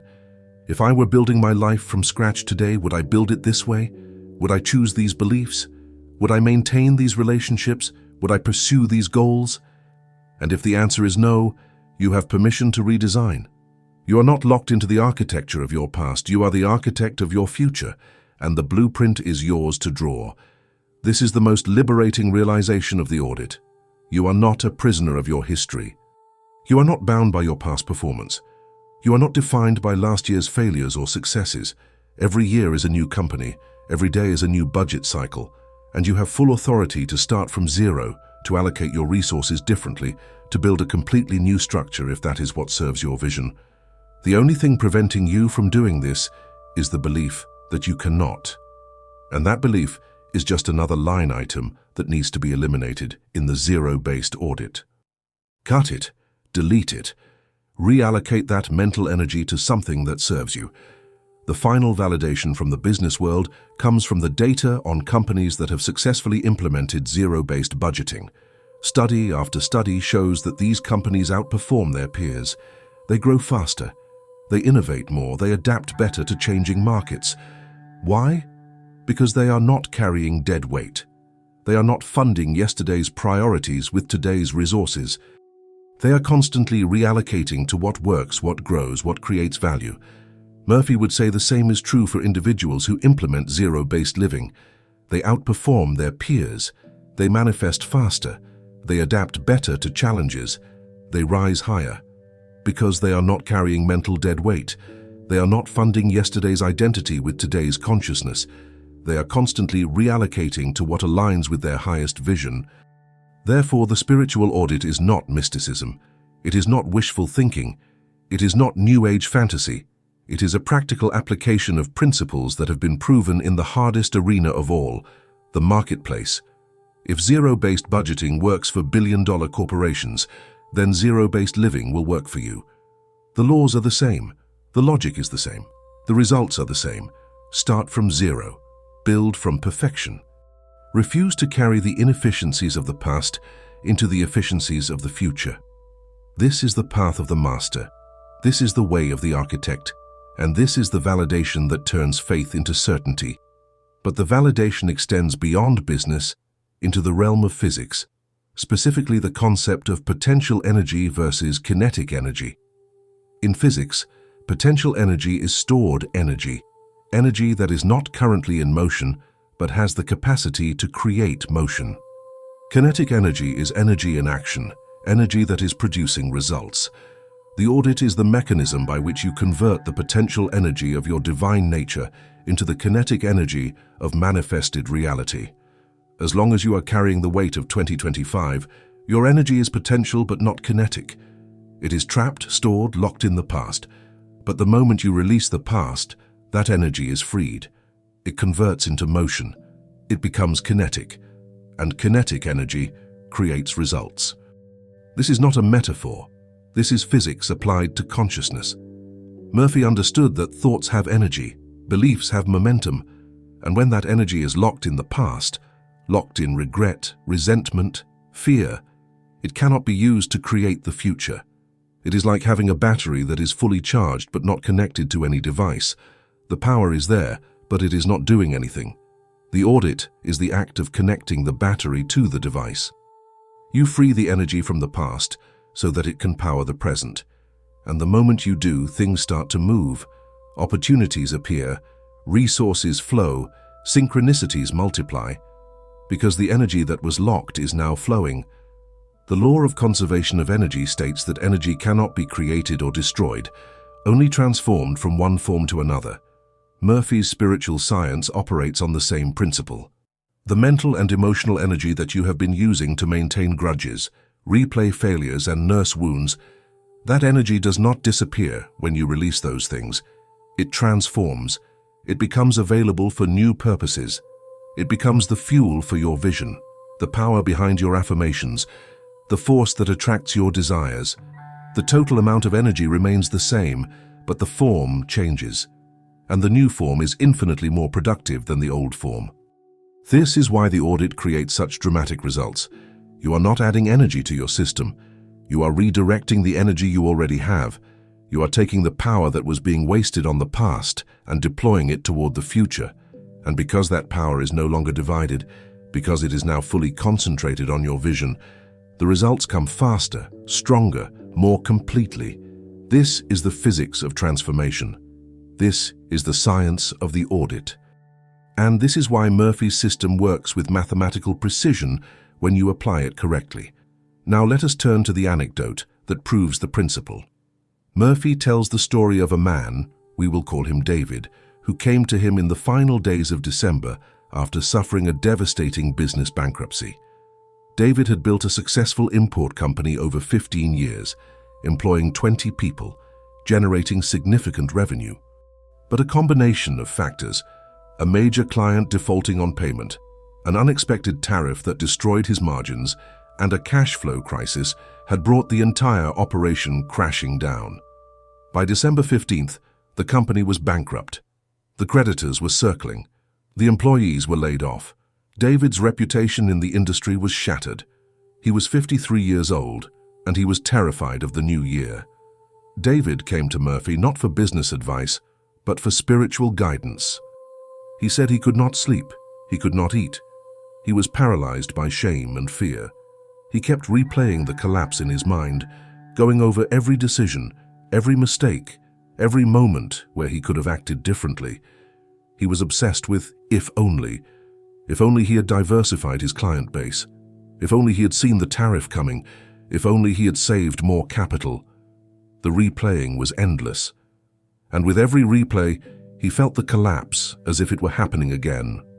His subconscious was recording each replay as a fresh failure, and the mental debt was compounding daily. Murphy listened to David's story without interruption, and when David finished, Murphy said something that shocked him. Your business failed, but you have not failed. And if you continue to think that you have failed, you will ensure that your next business fails as well. Right now, you are training your subconscious to expect failure. You are programming it with the frequency of collapse. And when you start your next venture, the subconscious will recreate that frequency because it believes that is what you want. The bankruptcy is over, but the mental debt is still growing, and if you do not clear that debt now, you will pay it for the rest of your life. Murphy then gave David the audit protocol. He told him to take the final 3 days of December 29th, 30th, and 31st, and perform a complete spiritual audit. Step 1. Identify the 3 negative assets. For David, these were obvious. The financial error was the bankruptcy itself. The relational debt was the resentment he held toward the client who defaulted, a man David had trusted for 10 years, and toward his former business partner, who had panicked and abandoned ship halfway through the crisis. The paralyzing fear was David's terror that he was too old to start over, that his reputation was permanently destroyed, that the industry would never give him another chance. Step 2. Apply the forgiveness technique. Murphy instructed David to spend 1 full hour on each of the 3 days sitting in silence, visualizing himself cutting the etheric threads to the failed business, to the client who defaulted, to the partner who abandoned him, and to his own shame. David was to repeat the clearing affirmation, I release this year. I forgive every player, including myself. I cut the threads. They are dead branches. I prune them now, until he could think of each person and each event without feeling any sting. This took David longer than 1 hour. On the first day, he broke down in tears multiple times, but he kept going. By the 3rd day, he reported that he could think of the bankruptcy, the client, and the partner with complete neutrality. The charge was gone. Step 3. Speak the closing command. On December 31st at 11:59 p.m., David stood in his empty office, the office that had once housed his thriving company, and spoke Murphy's adapted command aloud. I am a new being in a new world of thought. The bankruptcy of 2025 is dissolved into the nothingness from which it came. I leave it in the dead year. My mind is a clean slate, bleached white by the light of spirit, ready for the infinite riches of 2026. I am not the man who failed. That man is dead. I am new. I am powerful. I am ready. As the clock struck midnight, David walked out of that office and never returned. Now here is what happened next. On January 2nd, David received a phone call from an old contact, a man he had worked with briefly 20 years earlier, when David was just starting his career. The man, whom we will call Richard, had built a successful logistics company and was looking to expand into import-export. Richard had heard about David's bankruptcy through industry channels, but instead of seeing David as damaged goods, Richard saw him as someone who had just received the most expensive education in the business, the education of failure. Richard offered David not a job, but a partnership. He said, "I need someone who knows what can go wrong. I need someone who has walked through the fire, and I need someone who is hungry to rebuild." David was stunned. The offer was not just a lifeline, it was a launching pad. Richard's logistics infrastructure eliminated most of the vulnerabilities that had destroyed David's previous company. The partnership structure spread the risk, and Richard's capital backing meant David would never face another cash flow crisis. Within 6 months, the new venture was generating more revenue than David's old company had at its peak. Within 18 months, they had expanded into 3 new markets. David's reputation was not just restored, it was elevated. People in the industry began to say David is the guy who came back from bankruptcy stronger than ever. But here is the crucial insight that Murphy emphasized when he told this story. David could not have received that phone call on January 2nd if he had still been mentally managing the bankruptcy.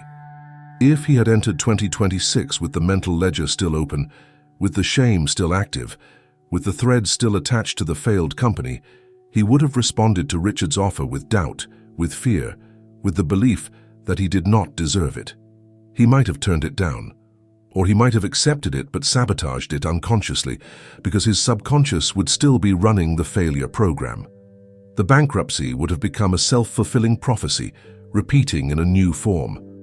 But because David performed the audit with ruthless honesty, because he cleared the slate completely, because he entered January 2nd as a new being in a new world, he was able to receive the opportunity with clean hands and a clear mind. There was no interference. There was no static. The signal from the universe came through pure, and David responded from the 0 point of infinite potential rather than from the wounded place of recent failure. This is the power of the audit. It does not create the opportunity. Opportunities are always available in the infinite field, but it clears the channel so that you can see the opportunity, recognize it, and seize it without hesitation. Murphy would often say that the universe is constantly offering you exactly what you need, but most people cannot receive it because their receiving apparatus is clogged with the debris of the past. The audit is the cleaning of the apparatus. It is the clearing of the channel. And once the channel is clear, the flow begins immediately. David's story is not unique, it is typical. Murphy saw this pattern repeat hundreds of times. The person who clears the mental ledger before the new year begins receives opportunities in the first week of January that seem miraculous. But they are not miracles. They are the natural result of the law operating without obstruction. The final point of David's story is this. David later told Murphy that the single most powerful moment of the entire audit was the moment he forgave his former partner. This was the man who had abandoned David at the worst possible moment, the man who had promised loyalty and then fled when the crisis hit. David had been carrying rage toward this man for months, and during the forgiveness technique, David resisted. He said to Murphy, "This man does not deserve forgiveness. He is a coward and a traitor," and Murphy replied, "You are not forgiving him for his sake, you are forgiving him for yours.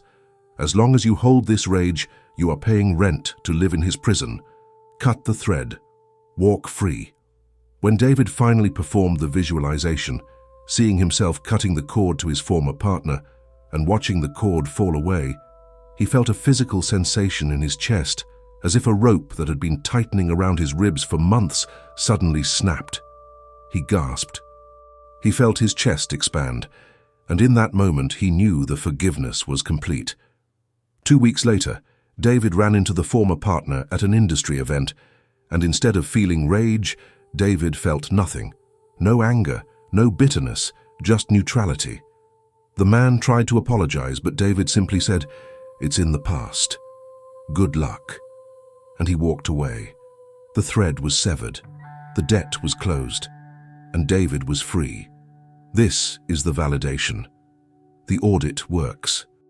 not because it is mystical or magical, but because it is law.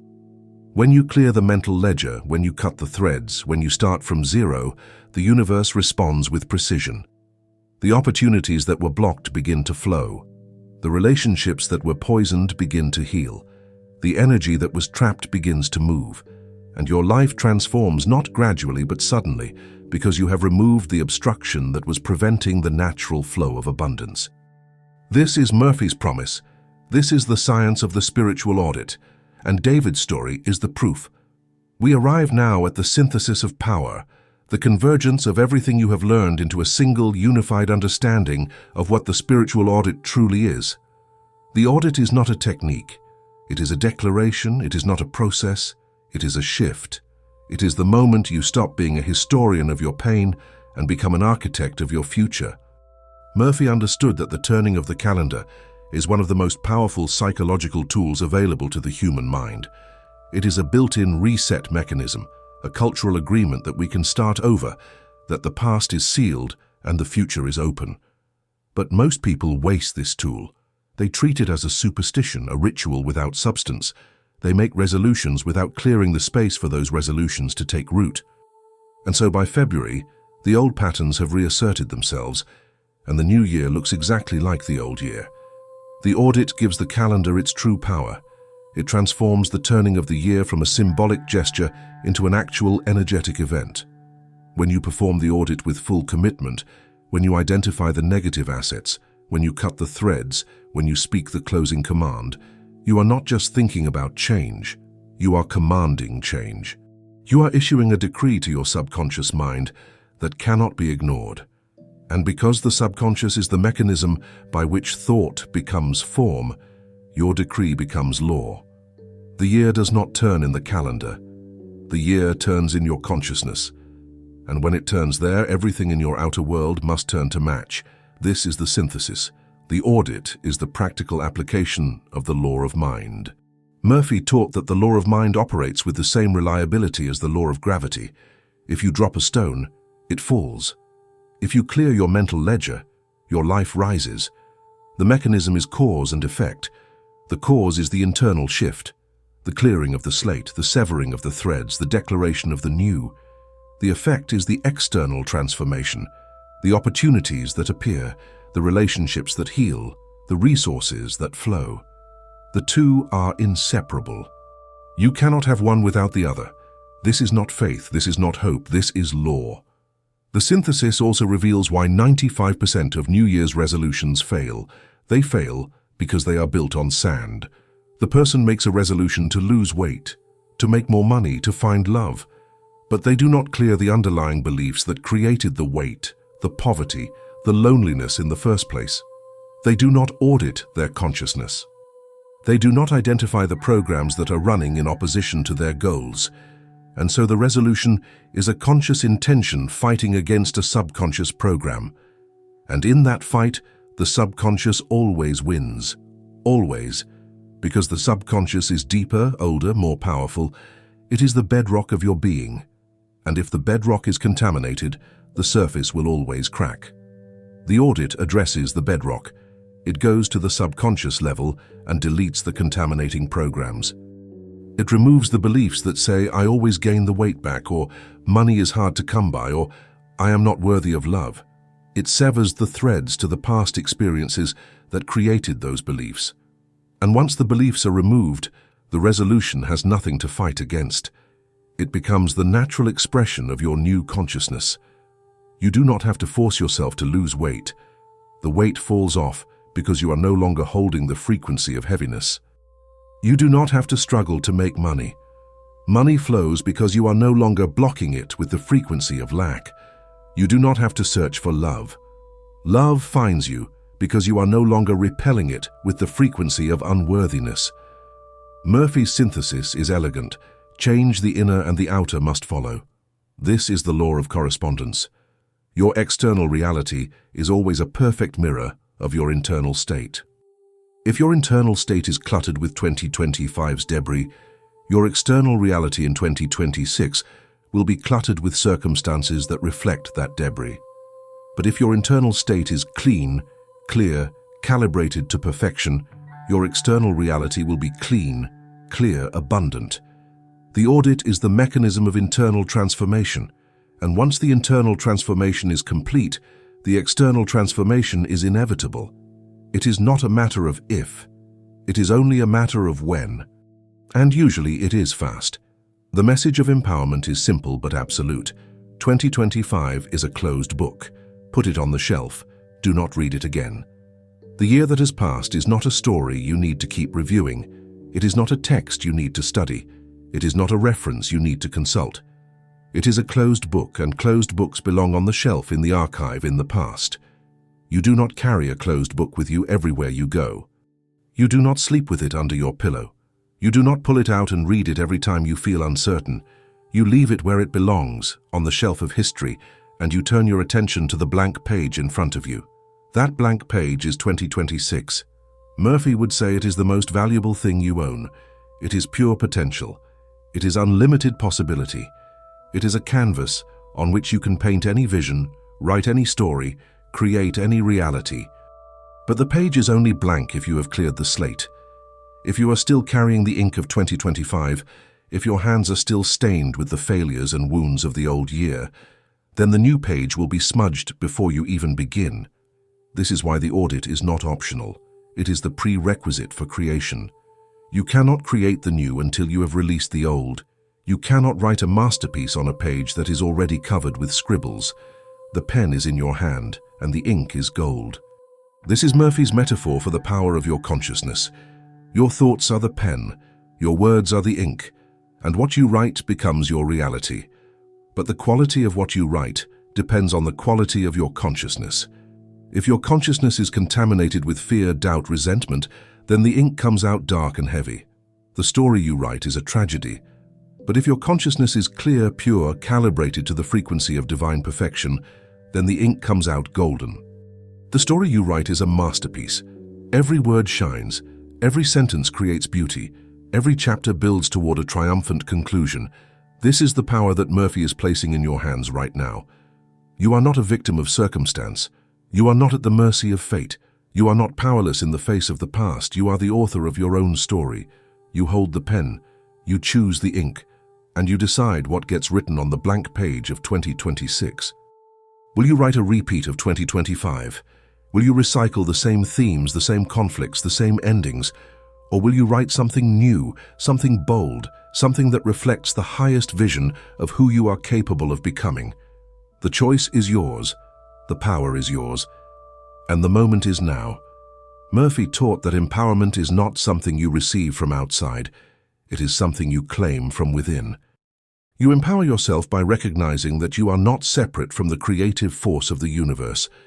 You are an expression of that force. You are a localized center of the infinite intelligence, and therefore, everything that is true of the infinite is true of you. The infinite is unlimited. You are unlimited. The infinite is creative. You are creative. The infinite never runs out of possibilities, neither do you. The only thing limiting you is your belief in limitation. And that belief is just another line item on the mental ledger that needs to be deleted. The empowerment comes from the realization that you are not rebuilding from scratch. You are not starting at zero in a negative sense. You are starting at the 0 point of infinite potential. You are standing at the center of all possibilities, and from that center, you can move in any direction. You can create anything. You can become anyone. The slate is clean, not because you have lost everything, but because you have freed everything. You have freed your energy from the past so that it can be fully deployed in the present. And with that full deployment, there is nothing you cannot accomplish. Murphy's message to you is this: stop underestimating yourself.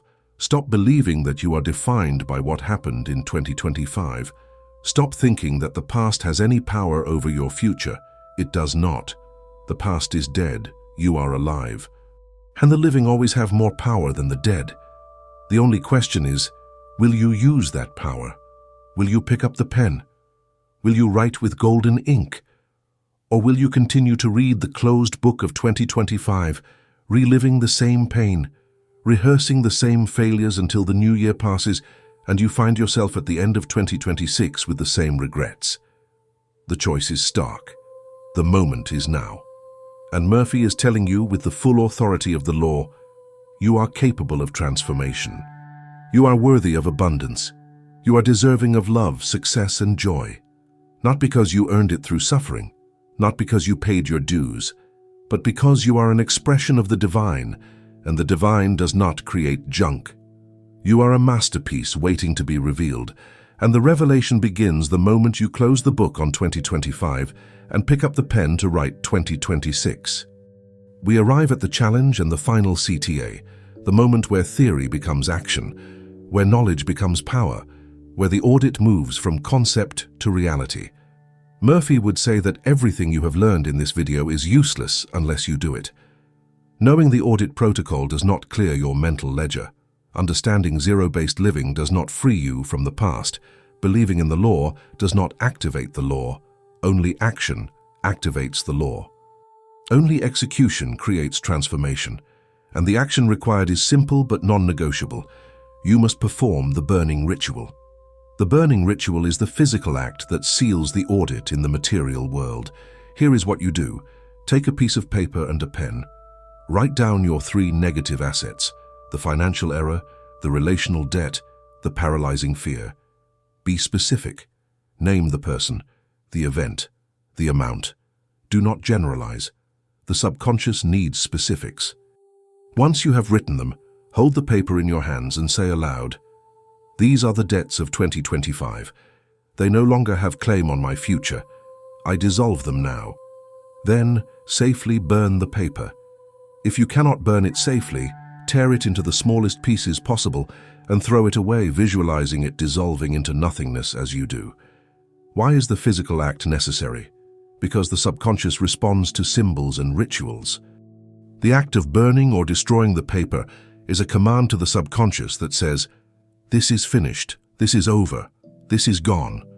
The subconscious sees the paper disappear and records the message, "The debt is cancelled." Without the physical act, the audit remains in the realm of thought, and thought alone is often not enough to break deeply ingrained patterns. But when thought is combined with physical action, when the internal command is reinforced by an external ritual, the impact is exponentially more powerful. The subconscious gets the message at every level: mental, emotional, physical. As you watch the paper burn or tear, you must feel the release. This is not a casual gesture. This is a sacred act. You are performing an exorcism of the old year. You are banishing the ghosts. You are severing the cords. Feel the weight lifting. Feel the chains breaking.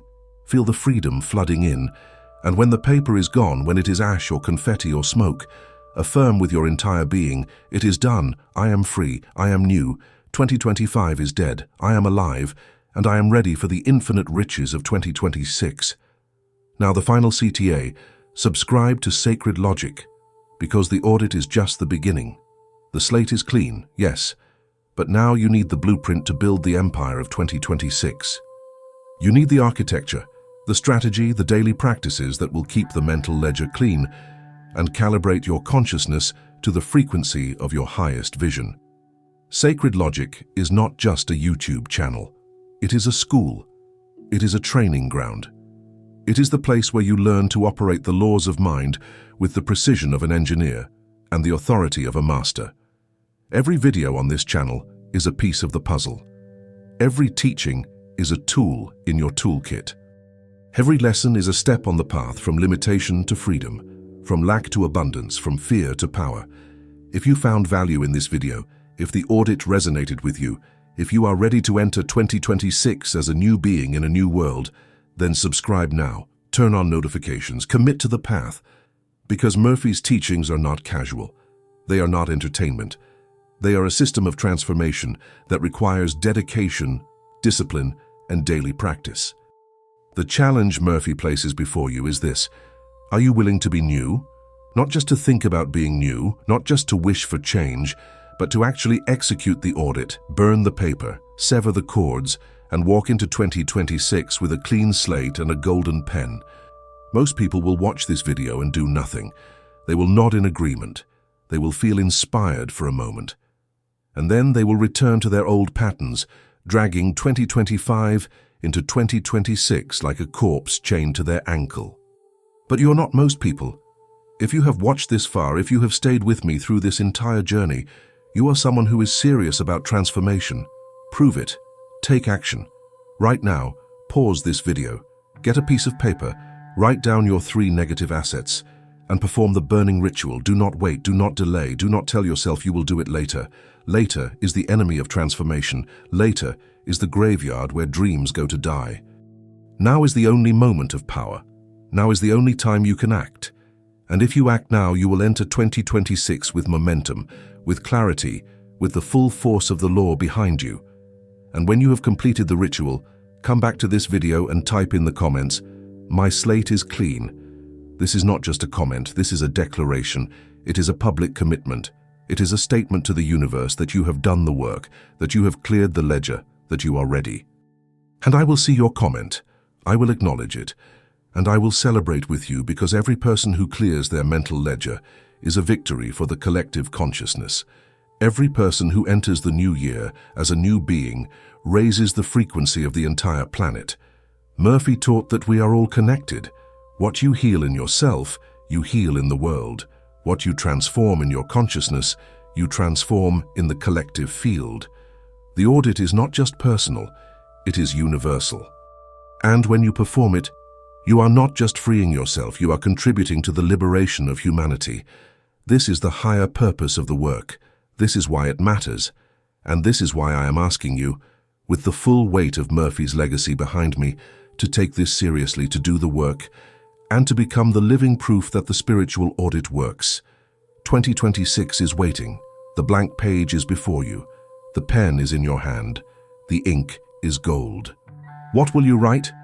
A repeat of the past or a masterpiece of the future? The decision is yours.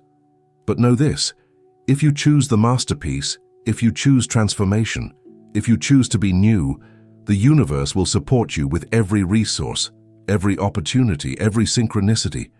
Because the universe is always on the side of those who are willing to grow, who are willing to change, who are willing to step into their power. This is your moment.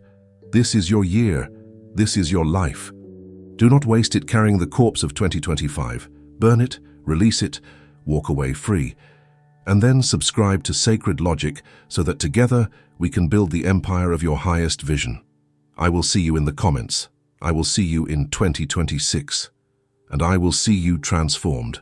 My slate is clean. Say it with me. Feel it. Know it. And make it law.